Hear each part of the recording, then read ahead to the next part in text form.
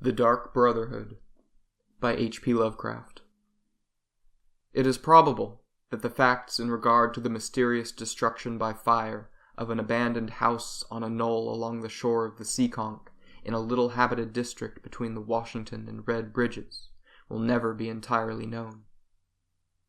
The police have been beset by the usual number of cranks purporting to offer information about the matter, none more insistent than Arthur Phillips, the descendant of an old East Side family, long resident on Angel Street, a somewhat confused but earnest young man who prepared an account of certain events he alleges led to the fire.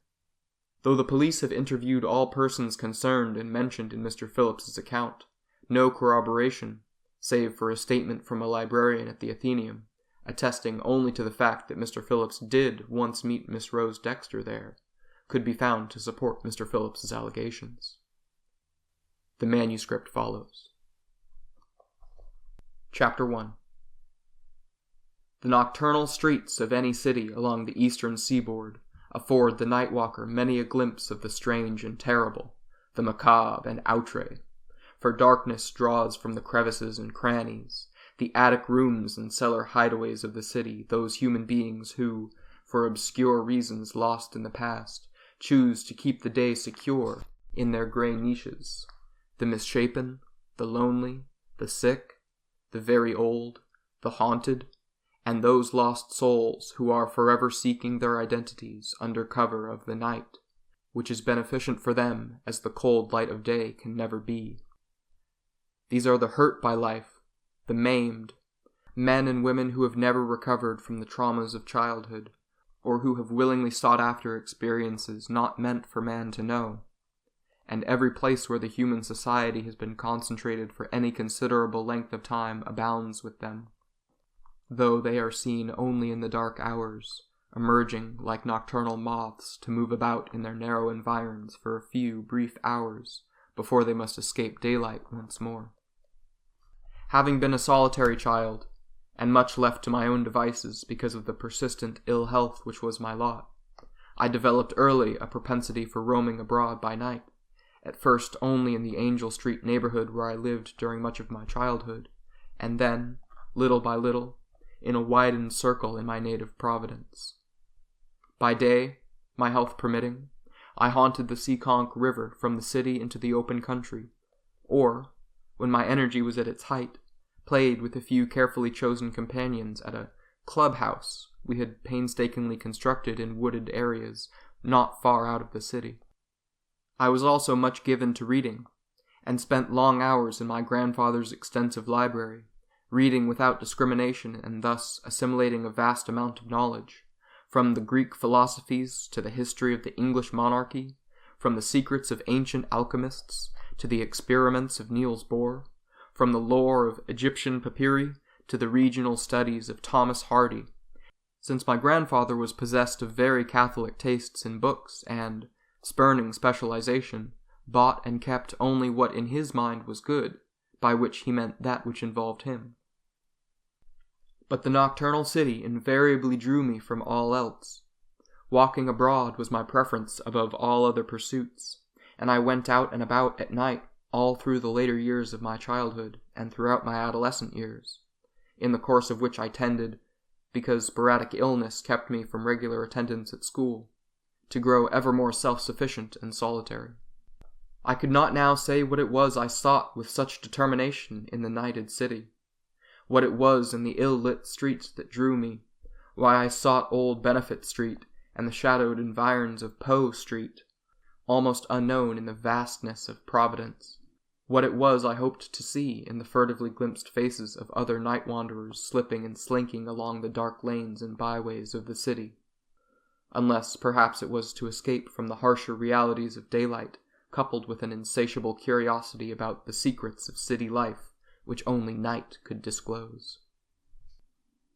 When at last my graduation from high school was an accomplished fact, it might have been assumed that I would turn to other pursuits, but it was not so, for my health was too precarious to warrant matriculation at Brown University, where I would like to have gone to continue my studies, and this deprivation served only to enhance my solitary occupations. I doubled my reading hours and increased the time I spent abroad by night, by the simple expedient of sleeping during the daylight hours.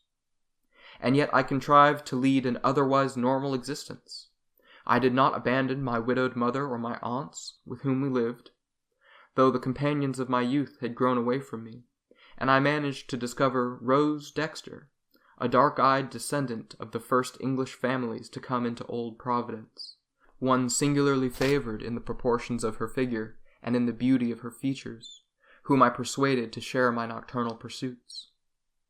With her I continued to explore nocturnal Providence, and with new zest, eager to show Rose all I had already discovered in my wanderings about the city. We met originally at the Old Athenaeum, and we continued to meet there of evenings, and from its portals ventured forth into the night. What began light-heartedly for her soon grew into a dedicated habit. She proved as eager as I to inquire into hidden byways and long disused lanes, and she was soon as much at home in the night-held city as I. She was little inclined to irrelevant chatter, and thus proved admirably complimentary to my person. We had been exploring Providence in this fashion for several months when, one night on Benefit Street, a gentleman wearing a knee-length cape over wrinkled and ill-kept clothing accosted us. He had been standing on a walk not far ahead of us when first we turned into the street, and I had observed him when we went past him.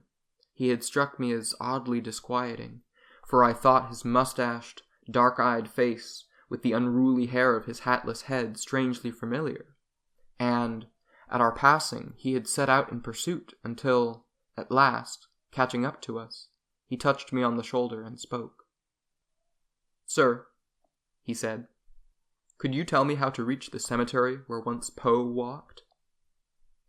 I gave him directions, and then, spurred by a sudden impulse, suggested that we accompany him to the goal he sought. Almost before I understood fully what had happened, we three were walking along together. I saw almost at once with what a calculating air the fellow scrutinized my companion, and yet any resentment I might have felt was dispelled by the ready recognition that the stranger's interest was inoffensive, for it was rather more coolly critical than passionately involved.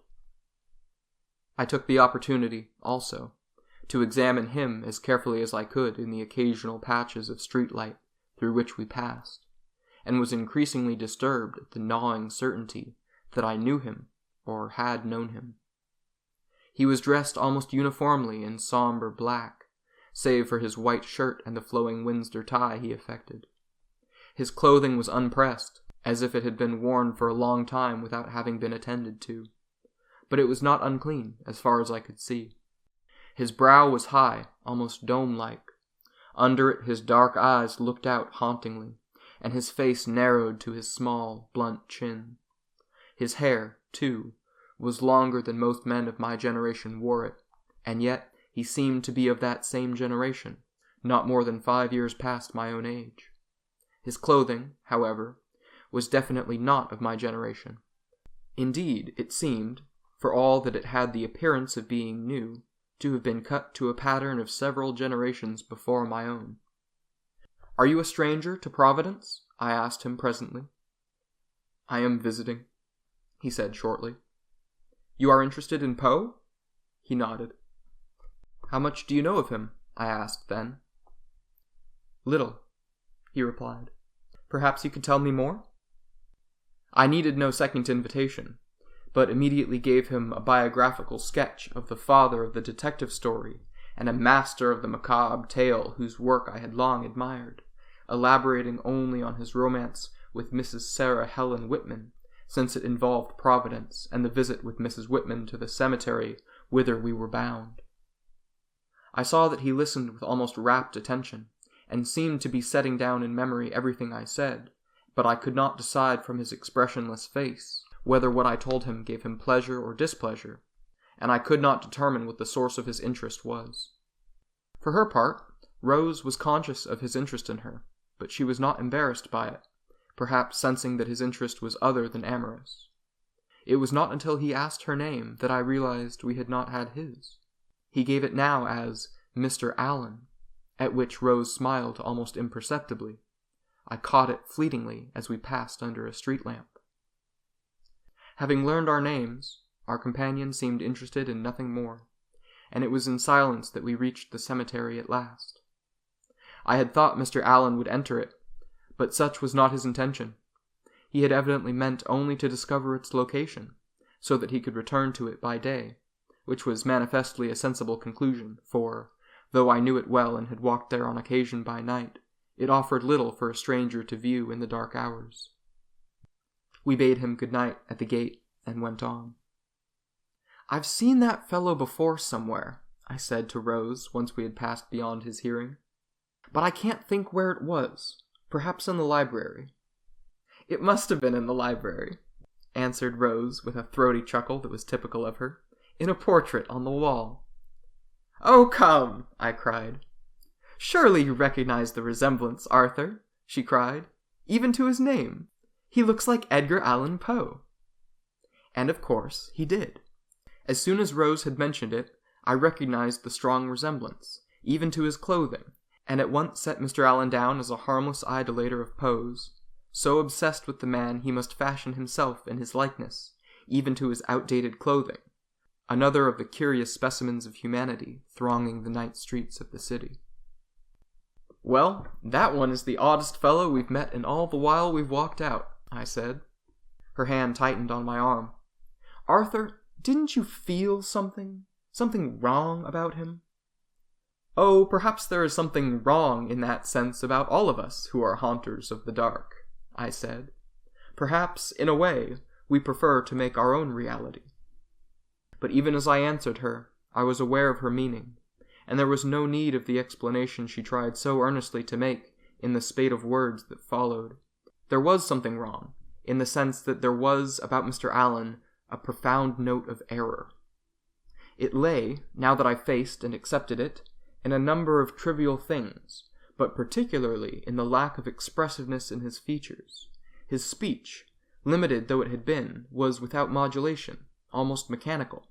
He had not smiled, nor had he been given to any variation in facial expression whatsoever. He had spoken with a precision that suggested an icy detachment and aloofness foreign to most men.